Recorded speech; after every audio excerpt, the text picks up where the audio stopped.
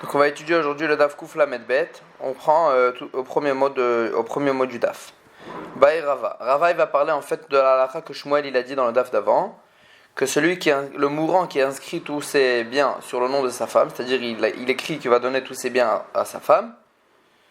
Alors là, la Gemara elle dit, Shmuel il dit qu'il voulait pas en fait véritablement lui donner tous ses biens et en fait ne pas donner ses biens à ses héritiers. Il voulait juste nommer sa femme responsable de gérer ses biens. Il voulait la nommer apotropos. Maintenant, Rava il va poser un safek. Baï Rava bebari heach. Si maintenant le mari il n'était pas mourant, il était bari, il était en pleine forme. Est-ce que Shmuel aussi il pense que dans une personne en pleine forme aussi, s'il a nommé sa femme, il voulait la nommer juste apotropos, ou bien s'il est en pleine forme et qu'il a inscrit ses noms pour sa femme, c'est bien pour sa femme, il voulait en fait véritablement lui donner. Et la Gemara elle explique le safek. Beshriv mera ou delishtamul mile. Est-ce que toute la halakha elle est que dans le shriv mera, dans le mourant, que le mari en fait il veut que ses héritiers, que les enfants, ils écoutent leur mère, ils écoutent sa femme. Et donc c'est pour ça qu'il a nommé apotropos. Aval bebari. Mais s'il est en pleine forme, Akaeyu, lui-même il est là pour que ses enfants ils honorent sa femme. Donc c'est pas pour qu'il ses enfants ils l'honorent. Et donc al-Korach, que s'il a écrit les noms sur le bien de sa femme, c'est pour que véritablement il voulait les lui donner. Odilma ou bien Barinami, même s'il est en pleine forme, il voulait en fait que ses héritiers ils écoutent sa femme depuis maintenant. Même de son vivant, il voulait qu'il écoute véritablement sa femme, et c'est pour ça qu'il a nommé aussi apotropos. Donc on a un safek si quand il est en pleine forme aussi, il était mitkaven de la nommer apotropos, ou bien il voulait véritablement lui donner ses biens. Tashma, on ramène une preuve d'une braïta. Kotev perot nechasav leishto, celui qui écrit, c'est-à-dire il écrit qu'il doit donner les fruits de ses biens à sa femme.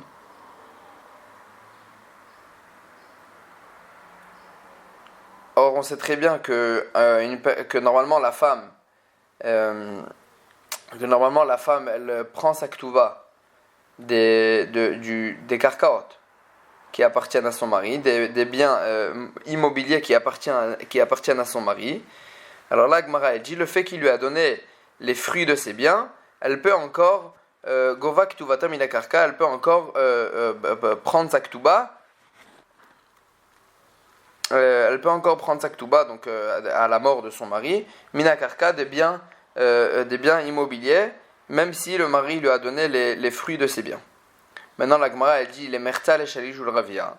S'il lui a donné le mari qu'une partie, il lui a pas donné les fruits de ses biens, mais il lui a donné une partie des biens immobiliers, c'est-à-dire une partie des terrains. Donc la moitié, le tiers ou le quart, il lui a donné du terrain. Alors là, Govak Tuvata Minashear, elle peut encore, même si le mari il lui a donné un karka, un terrain, et donc on aurait pu dire qu'en fait elle a perdu, la Ktuba, elle est incluse dans ce terrain qu'il lui a donné. Non, quand même, la Gemara elle dit, la Braïta elle dit, Govak Tuvata Minashar, elle peut prendre sa Ktuba du reste du terrain, parce qu'en fait elle n'est pas mochelet, elle n'est pas mochelet sur les biens qui sont assujettis à la Ktuba. Maintenant la Braïta elle dit, Katav kol nechasav leishto, s'il a écrit tous ses biens pour sa femme, donc tous ces biens, il a donné en cadeau, en tant que cadeau à sa femme. Veyatza alav shtarchov. Et ensuite, quand il est mort, il y a un créancier qui est venu et il a sorti un shtar, comme quoi le mari lui devait de l'argent, avant qu'il a donné ce cadeau à sa femme, qu'il a donné tous ses biens en cadeau à sa femme. Donc le Baal Chov, le créancier, c'est lui qui va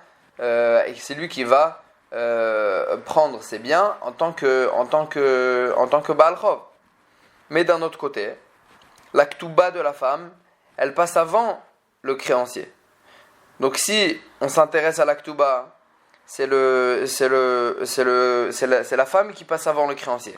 Mais si on s'intéresse au cadeau que le mari il a fait à sa femme, tous ses biens en tant que cadeau, alors là, c'est le créancier qui va passer avant et il va prendre lui tous les biens. Alors là, on va voir plusieurs avis. Rabbi Eliezer Omer, Rabbi Eliezer il dit Tikara matanata vetaamod al ktubata. On déchire le cadeau qu'il a fait à sa femme, parce qu'en tant que cadeau, le créancier il passe avant. Vetaamod al ktubata, mais elle pourra prendre sa ktuba. Elle pourra prendre sa ktuba parce que la ktuba, elle était avant le créancier. Vechachamim omri, et mes chachamim ils disent non. Tikara ktubata vetaamod al matanata. On va déchirer la ktuba, c'est-à-dire elle pourra pas prendre les biens en tant que ktuba, en tant que ces biens ils sont assujettis à la ktuba, parce que elle a reçu après les biens en tant que cadeau, et quand elle a reçu en tant que cadeau, elle a perdu ses biens en tant que ktuba, parce qu'elle a été mochelet sur la ktuba. Juste elle a été elle a reçu ses biens en tant que cadeau, et la Gemara elle dit, et puisque les biens en tant que cadeau elle peut plus les prendre parce qu'il y a le créancier qui passe avant, elle se retrouvera chauve de ce côté et des deux côtés, parce qu'en fait l'aktuba elle peut pas la prendre parce qu'elle a reçu après en tant que cadeau, elle a été mochelet sur l'aktuba, et après en tant que cadeau elle pourra pas prendre aussi les biens parce que le créancier il était avant le créancier le chov il était avant que le mari lui a donné le cadeau, et donc le créancier il passe avant le cadeau, et donc elle a perdu des deux côtés.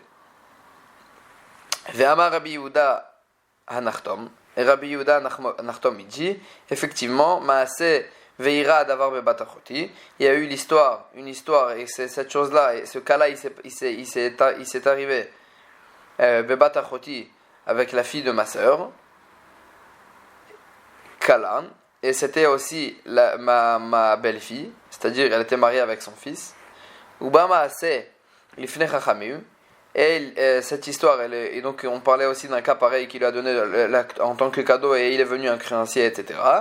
Ubama c'est l'ifnei chachamim va'amrou, et chachamim ils ont dit Tikara ktubata, on déchire la ktuba, c'est-à-dire elle vetaamod al matanata, elle pourra pas prendre les biens en tant que ktuba, parce qu'après il lui a donné en cadeau, et quand il lui a donné en tant que cadeau, elle a été mochelet sur la ktuba. Venimtet karachat mikan mikan, et le cadeau en tant que cadeau aussi elle peut pas prendre parce que le créancier il passe avant, et donc elle se retrouve chauve des deux côtés, c'est-à-dire elle pourra pas prendre les biens ni en tant que ktuba ni en tant que cadeau. Jusqu'à là c'est la braïta que la Gemara elle ramène. Donc la Gemara là maintenant elle va faire une déduction pour savoir sur le safek qu'on a eu au sujet d'une personne en pleine forme qui a écrit ses biens en tant que cadeau à sa femme. La Gemara elle dit Ta'ama deyatsa alav shtarchov. La raison pour laquelle la femme elle ne peut pas prendre les biens en tant que cadeau que son mari lui a donné, tous ses biens, c'est la raison pour laquelle il ne peut pas prendre en tant que cadeau, c'est parce que il y a eu le créancier qui passe avant. Maintenant, je déduis d'ici que s'il n'y avait pas de créancier, Kanya, la femme, elle peut acquérir les biens grâce au cadeau que son mari lui a donné tous ses biens. De quel cas on parle que le mari lui a donné tous ses biens en tant que cadeau et que la femme, elle peut les prendre en tant que cadeau?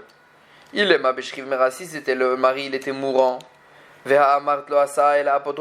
Pourtant, tu as dit que si un mari mourant, il écrit tous ses biens à sa femme, il ne l'a nommé que apotropos sur ses biens, c'est-à-dire responsable sur ses biens pour gérer les biens, mais il ne voulait pas véritablement les lui donner.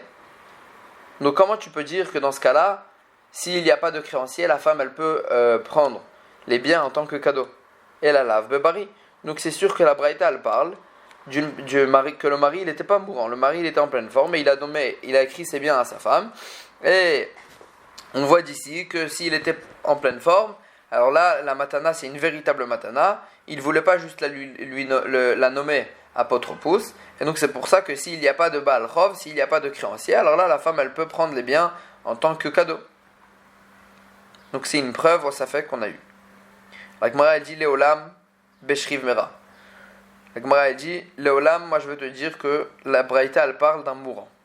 Ah, pourtant on avait posé la question, si on parle d'un mari mourant, alors là comment ça se fait que s'il n'y avait pas de créancier, alors là la femme elle pourrait prendre les biens en tant que cadeau. Pourtant s'il est mourant, il ne l'a nommé que apotropos, que responsable, il ne voulait pas véritablement lui donner. La Gemara elle dit Ve Ravavira, et la Gemara elle dit et bien qu'il était mourant quand même, on parlait des cas qui sortaient de la règle que Shmuel il a dit qu'il voulait juste la nommer apotropos. Il y avait plusieurs cas que la Gemara elle a dit, 5 cas que la Gemara elle a dit que dans ces cas-là, même Shmuel il est d'accord que qu'il voulait que dans ces cas-là, le mari il voulait pas juste la nommer apotropos, il voulait lui donner véritablement les biens. Donc la Rav Avira Mukela Bekulu, Rav Avira que lui il était d'accord avec ces 5 cas qui sortaient de la règle. Alors là il dit que cette braïta elle parlait dans tous ces 5 cas-là.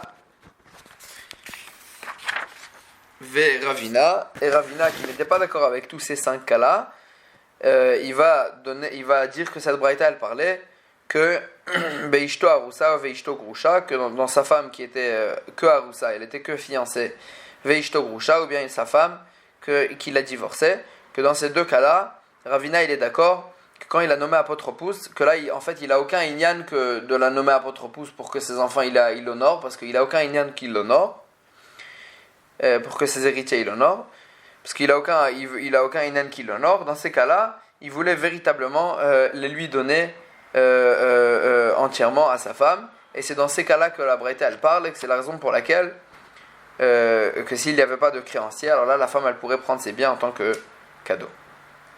Amar Rav Yosef bar Menume Amar Rav Nachman. Rav Yosef bar Menume il dit au nom de Rav Nachman, halacha, que la halacha elle est dans ce cas-là, tikara ktubata vetamod al matanata, elle a perdu sa ktuva parce que elle a reçu après en tant que cadeau, et elle pourra prendre les biens en tant que cadeau, et les biens en tant que cadeau elle ne pourra pas les prendre aussi à cause du créancier qui passe avant le cadeau. Veni mitzat karachat umikan umikan, comme la halacha de Chachamim elle va se retrouver chauve des deux côtés, c'est comme Chachamim la halacha. Alors la Gemara elle dit quand on dit une halacha pareil, en fait on dit en fait que on dit en fait que la femme, quand elle a reçu les biens en tant que cadeau, elle a été mochelet sur la ktuba, et donc en tant que ktuba elle ne peut pas prendre les biens, elle peut les prendre qu'en tant que cadeau. C'est ça la base de cette halacha, que du moment où elle a reçu les biens en tant que cadeau, elle rate les biens en tant que ktuba, et donc c'est pour ça qu'après elle perd les biens à cause du créancier. Agma elle dit les memra delo azid Rav Nachman batarum dana. Ça veut dire que Rav Nachman qui dit que la halacha elle est comme ça, il ne va pas d'après la umdana. La umdana c'est l'évaluation. C'est-à-dire comme ça. Si on allait d'après l'évaluation, c'est-à-dire on va évaluer le date de la femme, est-ce qu'elle veut véritablement être mochelet sur la ktuba ou pas? Alors si on allait d'après l'évaluation de son avis, alors là c'est sûr qu'on aurait dit qu'elle n'aurait pas été mochelet sur la ktuba, parce que c'est sûr que si elle sait qu'il y a un créancier qui passe avant elle, si elle prend les biens en tant que cadeau, elle va jamais être mochelet sur la ktuba. Elle va dire je garde le chiyuv de la ktuba,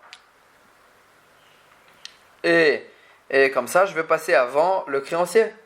Donc si on tient que la halacha elle est qu'elle perd son zrout de venir et de prendre les biens en tant que ktuba, c'est qu'on n'évalue pas la vie des gens. On va d'après la pashtout, sans évaluer son avis. Donc la Gemara elle dit les memra de lo azil Rav Nachman batarum dana. Rav Nachman il va pas d'après la umdana, il va pas d'après l'évaluation. Ve'atania. Pourtant on a vu dans une braïta. Hare shalach beno lemdinatayam. Une personne que son fils il est parti dans une contrée lointaine. Veshama shemet beno, et donc le père il a entendu une shmoua que son fils il est mort. Et donc lui quand il a entendu que son fils il est mort et qu'il ne pourra pas l'hériter, ve'amad ve'katav kol nechasav la'acherim, il a écrit tous ses biens pour des étrangers, des autres personnes. Ve'acharkar, et ensuite, Babeno, son fils, il est venu, et il s'avère qu'il était vivant. Alors, Gemara, elle dit, Matnato Matanas, sa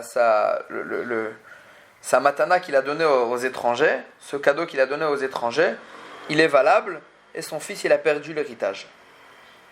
Rabbi Shimon ben Menassia Omer, Rabbi Shimon ben Menassia, il dit, En matanato matana, le cadeau il est annulé, parce que s'il savait que son fils il était vivant, l'octavan il aurait jamais écrit ses biens à des étrangers. Donc là aussi la base de la marloquette elle est, est-ce qu'on évalue son avis ou pas? Est-ce qu'on va d'après la pashtout et puisqu'il a donné les biens, il a donné et c'est fini, le cadeau il est valable, ou bien on évalue son avis, est-ce que véritablement dans le cas qu'il s'avère qui était la Metsiout, est-ce que il voulait aussi donner ses biens en tant que cadeau? Donc ça c'est la marloquette. Ve'amar Rav Nachman, et là-bas qu'est-ce qu'il a dit Rav Nachman? Alacha ki Rabbi Shimon ben Menassia. Là-bas Rav Nachman il a dit que l'alacha elle était oui comme Rabbi Shimon ben Menassia qui disait qu'on évalue son avis et qu'on dit que s'il savait que son fils il était vivant il n'aurait jamais écrit et donc la matana elle est annulée. Et là-bas donc Rav Nachman là-bas il dit qu'on va 8 après l'évaluation. Pourtant ici chez nous Rav Nachman il dit que la femme elle a perdu sa ketouba à cause du cadeau qu'elle a reçu. Or pourtant si elle avait su que le cadeau si elle ne pourrait pas le prendre à cause du créancier, elle n'aurait jamais été mochelet sur la ketouba. Et là Rav Nachman il dit qu'on s'en fiche, on n'évalue pas son avis. Donc il y a une contradiction dans les paroles de Rav Nachman. Agmara elle dit Shahane Atam, là-bas c'est différent. Dans le cas de la femme, c'est différent. Pourquoi? Des nirhala, des tipuk alekala. Parce que la femme, en fait, elle veut, à tout prix, même au prix de perdre sa ketouba, elle veut qu'il y a un col qui sort, une voix qui sort chez tout le monde. Des katvinul nihale, l'anu nirse, que son mari, il l'appréciait tellement, et il lui a écrit, il lui a donné tous ses biens, même pas en tant que ketouba, il a donné tous ses biens en tant que cadeau. La femme, elle veut à tout prix, elle est d'accord à tout prix que cette voix elle sort chez tout le monde, que son mari lui a donné tous ses biens en tant que cadeau, même si à cause de ça elle va perdre les biens à cause du créancier qui va passer avant elle. Et donc le Olam, Rav Nachman il va d'après la Umdana. Seulement ici la Umdana elle dit pas que quand on va évaluer son avis, on va pas forcément dire qu'elle voulait pas être mochalet sur la ketouba parce que c'est pas vrai, qu'elle va peut-être oui être d'accord d'être mochalet sur la ketouba grâce au fait qu'elle va gagner, que les gens ils vont voir que son mari il appréciait. Et là la Gemara elle va passer à une autre halakha qu'on a vue dans une Mishnah. Tnalatam. Il y a écrit dans une Mishnah dans Masechet Pea. Akotev nechasav levanav. Celui qui écrit ses biens à ses fils. Donc ses héritiers. Vekatav leishto karka kol sheu. Et il a inscrit aussi pour sa femme un terrain, quelle que ce soit sa taille. Agma elle dit, la Mishnah elle dit, ibda ktuvata. Elle a perdu sa ktuva à cause de ça. Elle a perdu à cause de ça sa ketouba qui était en fait normalement les terrains ils sont assujettis à la ketouba, mais là puisque le mari lui a donné un terrain mis à part la ketouba, alors là elle a perdu sa ketouba à cause de ça. Elle pose la question Mishum de katavla karka kol sheu ibda ktuvata, parce qu'il lui a donné un terrain de n'importe quelle taille, elle a perdu sa ketouba. Pourtant le terrain qu'elle a reçu il ne vaut pas la valeur de la ketouba. Donc comment est-ce possible qu'elle a perdu toute sa ketouba à cause du petit terrain qu'il lui a donné? Amarav, Rav il dit, Bemezake laem aliada, on parle d'un cas où le mari il fait acquérir ses biens à ses enfants par le biais de sa femme. C'est-à-dire, grâce à sa femme, elle fait le kinyan pour ses enfants, et donc la Gemara en fait elle dit que du fait que c'est elle qui fait le kinyan pour ses enfants, et ça veut dire, et du fait qu'elle a laissé passer ça sans rien dire, ça veut dire qu'elle a été mochelet sur sa ktuba. Pardon. Du fait qu'elle a laissé passer ça, que le mari donne tous ses biens à sa femme et qu'il lui laisse un karka kol shehu, elle a laissé passer ça tranquillement sans rien dire, ça veut dire qu'elle a été mochelet sur le shiboud, sur l'assujettissement qu'elle a sur les biens pour prendre sa ktuba. Ou Shmuel Amar, et Shmuel il dit un autre cas, on parle d'un cas qui distribue ses biens à ses enfants devant elle et elle se tait. Du fait qu'elle se tait, ça veut dire qu'elle a été d'accord de mochelet sur la ktuba qu'elle aurait pu prendre de ses karkaot. Rabbi Yossi Bar Hanina Omer, Rabbi Yossi Bar Hanina il dit un troisième cas, Beomer la, Tli karkazu biktuvatir. On parle que le mari lui a dit à sa femme, prends ce terrain-là que je te donne, kol shehu, de n'importe quelle taille, en tant que ktuba, et la femme elle a reçu ça, elle s'est tuée, elle a rien dit. Ça veut dire qu'elle a été d'accord et qu'elle a été mochelet sur le reste de sa ktuba.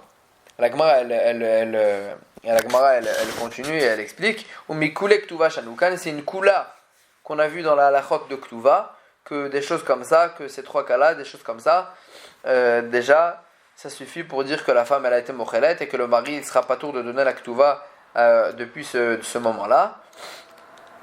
C'est une kula qu'on a vu dans la ktuva. Et la Gemara elle pose une question sur ces trois pirushim qu'on vient de voir à cette Mishnah, qu'il y a écrit dans la suite de la Mishnah là-bas. Tnan, Rabbi aussi Omer, Rabbi aussi dit, Im kibla alea, si la femme elle a pris sur elle d'être mochelet sur la ktuba, afalpi shelo katavla, même si son mari ne lui a donné aucun karka, il ne lui a rien donné, ibda ktubata, elle a perdu sa ktuba. Donc on voit que Rabbi aussi y pense que la mechila toute seule, même sans avoir un karka, même sans que le mari lui a donné un karka de n'importe quelle taille, la mechila, le fait qu'elle a été mochelet sur sa ktuba, elle a perdu sa ktuba. Agmara elle fait une déduction. Michlal, si ça c'est l'avis de Rabbi aussi. Michlal de Tanakama, ça veut dire que Tanakama qui était avant et qui était cholek sur Rabbi aussi, Savar, il pensait, chez Ktiva avec Kabbalah, il faut que le mari il donne à sa femme un karka de n'importe quelle taille, ve Kabbalah, et il faut aussi que la femme elle soit mochelet sur la ktuba. Et donc on voit, pas comme les pirushim qu'on a vu avant, que y a pas, dans les pirushim qu'on a vu avant, il n'y a pas besoin que la femme elle dise mefourash qu'elle a été mochelet. Il suffit d'un des trois cas, que par exemple il a distribué devant elle, elle s'est tue, etc., qu'elle n'a pas été mochelet mefourash. C'est juste une explication qu'on donne à son avis, mais elle n'a jamais dit mefourash qu'elle a été mochelet. Or, d'ici on voit on déduit d'ici qu'il faut Kabbalah, il faut que Tanakama il pense qu'il faut et que le mari lui a donné un karka kol shehu, et il faut aussi que Kabbalah qu'elle prenne sur elle mefourash d'être mochelet sur la ktuba. Donc on voit pas comme ces trois pirushim qu'on vient de voir. Agmara elle dit vechitema kula Rabbi aussi. Et si tu vas dire que toute cette Mishnah elle va d'après Rabbi aussi et que Tanakama c'était pas deux avis qu'il y avait dans cette Mishnah. Tout était un et grand et tout était juste l'avis de Rabbi aussi. Et Rabbi aussi il s'explique en fait et il dit que il suffit qu'une mechila toute seule aussi ça marche, mais une kabbalah aussi, mais qu'une kabbalah toute seule, une mechila toute seule ça marche aussi. Mais Rabbi aussi il pense qu'une ktiva toute seule aussi ça marche, que si son mari lui a donné c'est bien, même si elle n'a pas mefourash fait une mechila, quand même ça marche. Avec Maïdji Vatania, pourtant il y a écrit dans une breta, Rabbi Yehuda il dit, et Matai, dans quel cas elle parlait la première halakha qui a écrit dans la Mishnah, que s'il lui a écrit le mari son bien, un karka kol shehu, elle a perdu sa ktuba, chez Haïta Sham vekibla alea, que la femme elle était là-bas et elle a été mochelet mefourash. Avala Haïta Sham velo kibla alea.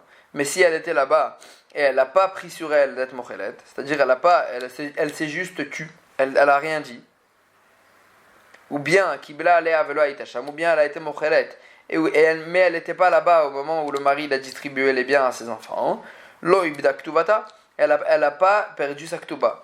Donc on voit dans cette braïta qu'il faut qu'elle soit là-bas et qu'elle mefourash, elle soit mochelet. Elle dise mefourash qu'elle est mochelet sur sa ktuva. Et donc c'est tuvta de koulou, c'est une objection sur tous les pirushim qu'on a vu avant, les 3 cas qu'on a vu avant, que nous on a vu, que ça suffisait qu'elle se tue, qu'elle dise rien, pour qu'on explique sa shtika en tant que mechila, qu'elle est mochelet sur sa ktuba. Agma elle dit tuvta, effectivement, c'est une objection sur ces pirushim. Amar le Rava le Rav Nachman.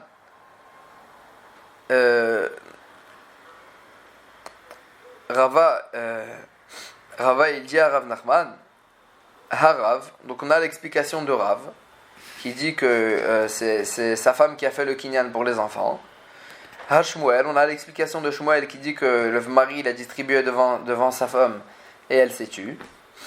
Rabbi Yossi bar Hanina, on a l'explication de Rabbi Yossi bar Hanina qui le mari dit à sa femme prends ce karka en tant que ktuba, pour expliquer en fait la halakha de la Mishnah qu'elle a perdu sa ktuba. Et donc on a toutes ces explications de tous ces amoraïm. Et donc il lui dit Rabba Rav Nachman mar maïsvirale. Toi Rav Nachman, comment tu expliques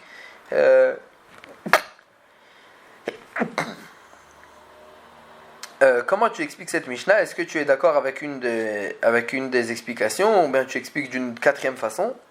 Amarle, Rav Nachman il lui a dit Shani Omer, moi je dis Kevan Shasa Shutaf Ben Abanim Ibdak Tuvata.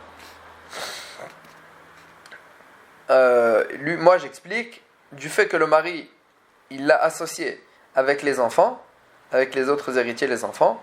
Ibdak Tuvata, elle a perdu sa ktuba. Elle a perdu sa ktuba, comme la vie en fait de Rabbi aussi. En fait, Rav Nachman il pense qu'il n'y a pas besoin de faire toutes ces, de dire un cas spécial comme les 3 cas qu'ils ont dit, les 3 Amoraïm. Du simple fait que le mari il l'a nommé, il l'a associé avec ses enfants, elle perd sa ktuba, elle perd à cause de ça. Elle perd sa ktuba à cause de ça. Même si la femme elle n'était pas devant ou elle n'était pas, etc., le fait qu'il a associé avec ses enfants, ça lui fait perdre sa ktuba. Itmar Nami, on a vu aussi dans une autre source à cette halakha de Rav Nachman, Amar Rabbi Yossi bar Minumi Amar Rav Nachman, Rabbi Yossi bar Minumi dit Rav Nachman, Kevan Shasa Shutaf Ben Abanim Ibdak Tuvata, du fait que le mari il a associé avec ses enfants, elle a perdu sa ktuba et elle ne peut plus prendre ses biens en tant que ktuba, du fait que le mari il a associé, du fait que son mari il a associé avec ses enfants. Et en fait les Mefarshim ils expliquent que pourquoi du fait qu'il est associé avec ses enfants elle perd sa ktuba, c'est à cause de la svara qu'on a vue avant, que la femme elle préfère que son mari, que tout le monde sache que son mari il l'appréciait tellement, et donc de ce simple fait que son mari il a associé avec ses enfants, elle est d'accord, elle perd sa ktuba, elle est mochelet sur sa ktuba, même si elle n'était pas devant au moment, etc., comme les cas de tous ces amoraïm, de ce simple fait elle perd sa ktuba. Bae Rava il a eu un safek, Bebari et Ach. Donc cette même halakha qu'on vient de voir maintenant, que si le mari il a donné ses biens à ses enfants et il a donné à sa femme aussi un karka, un terrain, un kol shehu, de n'importe quelle taille, que là on a dit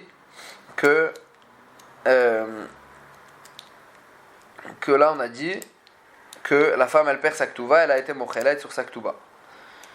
Est-ce que maintenant Bebari et Ach, si c'était pour un mourant, maintenant si le mari il était en pleine forme, est-ce que aussi c'est la même halakha ou pas?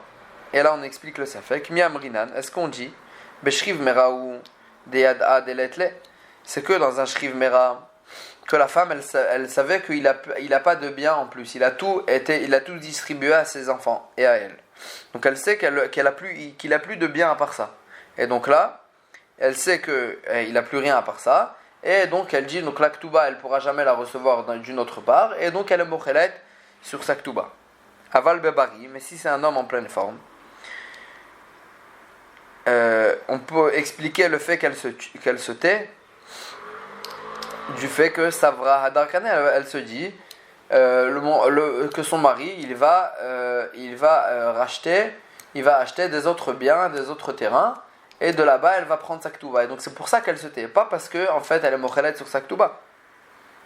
Odilma, ou bien que même dans un cas où il est bari, où il est en pleine forme, Ashta miat letle, puisque maintenant il a plus de biens, alors là, et il distribue tous ses biens, alors là la femme elle voit ça et elle se tait, et donc le fait qu'elle se tait, ça prouve qu'elle est mochelet sur la Ktuba. Agma elle dit Teko, on reste dessus en Safek. Est-ce que dans une personne en pleine forme aussi, la femme elle est somechet, elle se console du fait que son mari après il va acheter encore des biens et elle n'est pas véritablement mochelet sur la Ktuba ou pas? C'est ça le Safek et on reste dessus en Teko. La Gemara elle va ramener quelques histoires sur la halakha de cette Mishnah. Aoudé Amarleou, une personne qui a dit, donc une personne mourante, qui a dit il avait 2 filles, et il a dit, avant qu'il meure, il a dit à ceux qui l'entouraient, Palga Librat, une moitié je donne à ma première fille, ou Palga Librat, une deuxième moitié à la deuxième fille, Vetilta Leitat Bepere. Et un tiers des fruits de ces terrains, de ces biens, je donne à ma femme. Hikla Rav Nachman le Soura. Rav Nachman il est arrivé à Soura.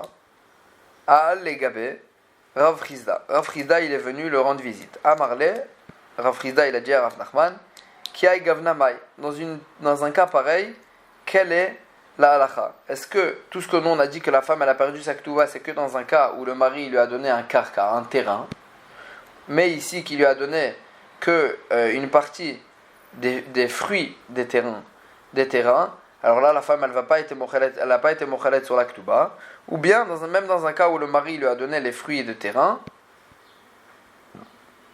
elle est mochelet sur la Ktuba, et elle va perdre sa Ktuba. Amarle Rav Nachman il a dit à Rav Chizda, Achi Amar Shmuel, ainsi il a dit Shmuel, Afilu lo iknala el adeker echad leperotav, ibda ktuvata. Même si le mari il ne lui a donné à sa femme, parmi ses enfants, el adeker echad leperotav, même s'il lui a donné que un palmier, pas le palmier, il lui a pas donné le palmier pour le palmier, il a donné le palmier pour un srout dans le palmier, pour prendre les fruits en fait de ce palmier. Donc du simple fait qu'il lui a donné ce palmier pour prendre ses fruits, Ibda Ktuvata, elle a perdu sa Ktuva. Donc même s'il n'a pas donné le palmier, il a donné que le palmier pour prendre les fruits de ce palmier, quand même elle a perdu. Donc ça veut dire qu'ici aussi, même s'il lui a donné les fruits de ses biens, elle a perdu sa Ktuba. Elle est mochelet à cause de ça sur sa Ktuba. Amarle, Rav Chizda il lui a dit à Rav Nachman, et Mourde Amar Shmuel Atam, tout ce que là-bas Shmuel il a dit qu'elle a perdu sa Ktuba, c'est que parce qu'il lui a donné le palmier pour prendre ses fruits. C'est-à-dire qu'il lui a donné un véritable srout de Aknela Begoufa de Karka, parce qu'il lui a donné, il lui a donné dans le terrain lui-même. Quand il lui a donné le dekel, il lui a donné un srout dans le terrain lui-même pour prendre les fruits de ce terrain, de ce palmier. Hacha peraou, mais ici, dans notre cas, il lui a pas donné à sa femme une partie dans le terrain, que cette partie, en fait, c'est-à-dire il n'a pas donné à la femme un srout dans le terrain pour prendre les fruits. Il lui a donné juste le fruit de ce terrain. Il lui a pas donné le terrain pour ses fruits. Et donc, il a donné que des fruits. Il n'a pas donné un terrain. Et donc, dans ce cas-là, Shmuel, il sera d'accord, peut-être que Shmuel, il sera d'accord que que dans ce cas-là, la femme, elle va pas être mochelet sur la ketouba. Parce que tout ce que la femme, elle est mochelet sur la ketouba, c'est que si elle reçoit un terrain, pas si elle reçoit des fruits. Amarle, Rav Nachman il a dit effectivement, mais tel Amar, toi tu parlais d'un cas où il a donné que des biens mobiliers, c'est-à-dire que les fruits, Metal Tele Vadaï lo Kamina. Moi aussi, dans un cas de Metal Telim, dans un cas de biens mobiliers, j'ai jamais dit que dans ce cas-là, le fait qu'elle a reçu ces fruits, la femme elle est mochalet sur la ketouba, c'est que si elle reçoit un terrain, elle va être mochalet sur la ketouba, et quand Shmuel il a dit qu'elle est mochalet sur la ketouba, c'est que dans un cas où il a donné un srout dans le terrain lui-même pour prendre les fruits de ce terrain. Mais s'il a donné que les fruits du terrain et non pas le terrain pour ses fruits, dans ce cas-là, Shmuel il sera d'accord aussi qu'elle a perdu sa ketouba, qu'elle ne va pas perdre sa ketouba du fait qu'il lui a donné juste les fruits du terrain, et elle pourra encore prendre sa ketouba. On va s'arrêter ici, Chazakouba.